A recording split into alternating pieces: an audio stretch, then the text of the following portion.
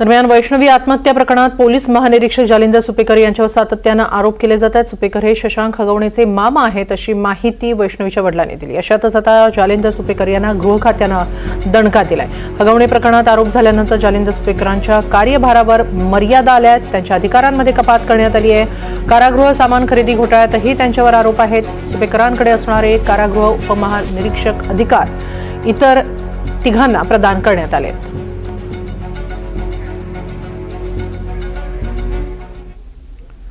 वैष्णवी हगवणे मृत्यू प्रकरणात हगवणे कुटुंबातील आरोपींची बाजू न्यायालयात वकील विपुल दुशिंग यांच्याकडून मांडली जाते। मात्र या वकील विपुल दुशिंग यांच्यावरच सरकारी वकिलाला कॉलर पकडून मारहाण केल्याचा गुन्हा नोंद असल्याची माहिती समोर आली आहे। वडगाव मावळ पोलीस ठाण्यात या प्रकरणी गुन्हा दाखल करण्यात आला होता। पुण्यातील वडगाव मावळ न्यायालयात वकील विपुल दुशिंग हे 2022 मध्ये एका आरोपीचे वकील म्हणून त्यावेळी काम पाहत होते। न्यायाधीशांसमोर सुनावणीची पुढची तारीख कोणती ठेवायची यावरून त्यांचे सरकारी वकील प्रेम कुमार अग्रवाल यांच्याबरोबर वाद झाले। त्यामुळे न्यायालयातून बाहेर पडल्यावर वकील विपुल दुशिंग यांनी सरकारी वकील प्रेम कुमार अग्रवाल यांची कॉलर पकडून त्यांना मारहाण केली।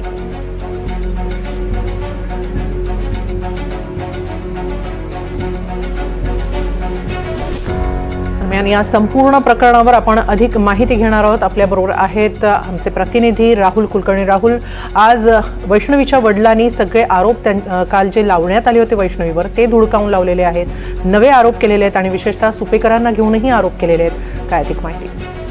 आणि पुराव्यासह केलेत। कारण काय दोन महत्वाचे विषय होते। एक असं म्हटलं जात होतं की 5 कोटी रुपयाची संपत्ती आमच्याकडे, गाड्याच आमच्याकडे 5 कोटीच्या आहेत आणि आम्ही कशाला तिला असं छळू संपत्तीसाठी वगैरे। आज आनंद कसपटे यांनी सप्रमाण हे दाखवून दिलं की तिचा कसा छळ होत होता। पहिला पुरावा त्यांनी काय दिला तर MJ हेक्टर ही गाडी त्यांनी आधी बुक केली होती, ती जावायला पसंत पडली नाही म्हणून ती आधीची गाडी रद्द केली आणि दुसरी फॉर्च्युनर घेतली। त्या दोन्ही गाड्यांची नक्कीच राहुल, एक महत्वाची बातमी येते त्यामुळे थोडं थांबवते आहे। ती महत्वाची बातमी हगवणे संदर्भातलीच आहे, आत्महत्या प्रकरणासंदर्भातलीच आहे।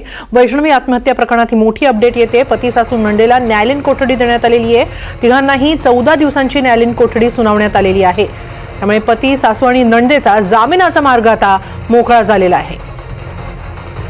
या संदर्भात आणखी माहिती घेतो आहोत आपण राहुल कुलकर्णी यांच्याकडून। राहुल, ही एक महत्वाची बातमी येते। पती सासू आणि नंदेचा जामिनाचा मार्ग आता मोकळा झालेला आहे, त्यांना न्यायालयीन कोठडी देण्यात आलेली आहे आणि आपण सगळ्या या विषयावर चर्चा करत होतो। नाही, असं नाही म्हणता येणार। जरी पोलीस बघा, साधारणपणे पोलीस कोठडी ही केव्हा घेतली जाते जेव्हा त्यांना काहीतरी अतिरिक्त तपास करायचा असतो आणि आपल्याकडे असा समज आहे की न्यायालयीन कोठडी मिळाली म्हणजे जामीन होतो, असं नाहीये। हे खरं आहे की हुंडाबळीच्या केसमध्ये 7 वर्ष जास्तीत जास्त सश्रम कारावास होतो आणि आता असं म्हणू शकतात ते की आम्हाला जामिनासाठी अर्ज करायचा आहे कारण न्यायालयीन कोठडी झालेली आहे। पण हा पुढे पोलीस काय भूमिका घेतात, न्यायालयाला काय वाटतं ते। पण मगाशीचा जो आपला मुद्दा होता तो की आनंद कसपटे यांनी सप्रमाण दाखवून दिलेलं आहे की त्यांच्या मुलीसाठी त्यांनी कशा कशा पद्धतीनं वेळोवेळी हुंडा आणि नंतर भेटवस्तू स्वरूपामध्ये गोष्टी दिल्या। आता मोबाईल फोन, या मोबाईल फोनचं बिल पण त्यांनी दिलं। फॉर्च्युनर गाडी कशी घेतली गेली त्याचे तपशील सांगितले। हे का महत्वाचं आहे हेमाली की जेव्हा न्यायालयामध्ये असं म्हटलं की आम्हाला कशाला हुंडा हवा होता, आम्ही तर इतके श्रीमंत आहोत, तर आता आजच्या बचावाच्या दरम्यान आणि भविष्यातल्याही बचावाच्या दरम्यान हा भाग असणार आहे की जो व्यक्ती श्रीमंत आहे, ज्या व्यक्तीने स्वतःचे अधिकार सोडून दिलेत, तर त्याला पैशाची गरज नव्हती, त्याला एक उत्तम पद्धतीनं प्रतिवाद केलाय। मला खात्री आहे की आनंद कसपटे यांना सुद्धा योग्य ती कायदेशीर सल्ला देणारी मंडळी त्यांच्या अवतीभोवती आहेत। दुसरा मुद्दा आहे तो जालिंदर सुपेकर यांच्या संदर्भातला। सरकार कसं चमत्कारिक पद्धतीनं वागतं ना, त्याचं हे एक आणखी उदाहरण आहे। कसं चमत्कारिक आहे तर श्री राजू शेट्टी यांनी 2 महिन्यापूर्वी प्रेस कॉन्फरन्स घेतली पुण्यातच। त्या प्रेस कॉन्फरन्समध्ये कथितरित्या 500 कोटी रुपयाचा घोटाळा झाल्याचे आरोप केले। ते आरोप इतर कुण्या ऐऱ्यागैऱ्याकडे नाहीत केले, राज्याच्या मुख्यमंत्र्याकडे, राज्याच्या मुख्य सचिवाकडे, गृह सचिवाकडे केले। त्याबद्दल काहीच झालं नाही।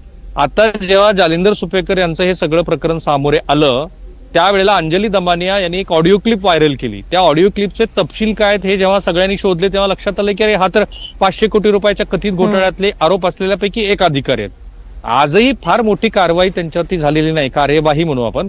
ती कार्यवाही काय आहे तर त्यांच्याकडचा अतिरिक्तचा कार्यभार काढला आणि इतर 3 अधिकाऱ्यांना दिला। प्रश्न असा जरूर विचारता येऊ शकतो की मग एवढ्या दिवस तो त्यांच्याकडे का ठेवला होता जर तुमच्याकडे 5 पैकी 2 पदं भरली गेलेली होती आणि आज तुम्ही म्हणत आहात की जालिंदर सुपेकर हे वरिष्ठ पातळीवरती बसलेले अधिकारी आहेत आणि त्यांच्याकडे कनिष्ठ पदाचा कार्यभार देणं काही बरोबर नाही। तिसरा राहिला प्रश्न वकील साहेबांसंदर्भातला तर आता तो जो गुन्हा आहे तो जुना आहे. त्या जुन्या गुन्ह्यामध्ये ज्या घडामोडी घडल्या असतील त्याप्रमाणे मला खात्री आहे की सरकारी वकिलांनी काही ते प्रकरण मागं घेतलेलं नसेल आणि त्यामुळे पोलिसांनी योग्य ती कार्यवाही केली असेल. पण वकील महोदयांना त्यांनी केलेल्या कायदेशीर आर्ग्युमेंट नंतर बऱ्याच टीका टिप्पणीला सामोरे जावं लागतंय असं दिसतंय.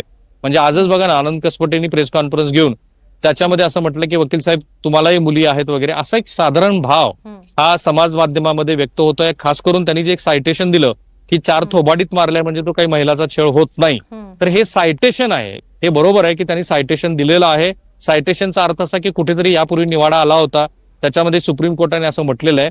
पण हे लक्षात घ्यायला हवं, कारण माझा थोडा बहुत कायद्याचा अभ्यास आहे म्हणून, समाजाची वेगवेगळ्या पातळीवरती सुप्रीम कोर्टाने विभागणी केलेली आहे. स्लम एरियासाठी काय विचार करायला हवा, मिडल क्लाससाठी काय धोरणं असायला, असं अनेक वेळोवेळच्या सायटेशन्स मध्ये आलेलं आहे.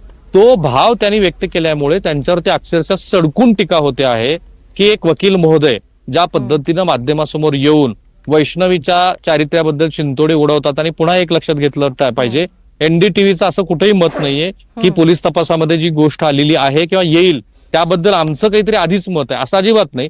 पण काल जे घडलं त्यानुसार आता असं दिसतंय की तिच्या चारित्र्यावरती शिंतोडे उडवले गेले आणि ते काही लोकांना आवडलेलं नाहीये. नक्कीच. धन्यवाद राहुल, आपण दिलेल्या या सविस्तर माहितीबद्दल आणि या सगळ्या चर्चेबद्दल.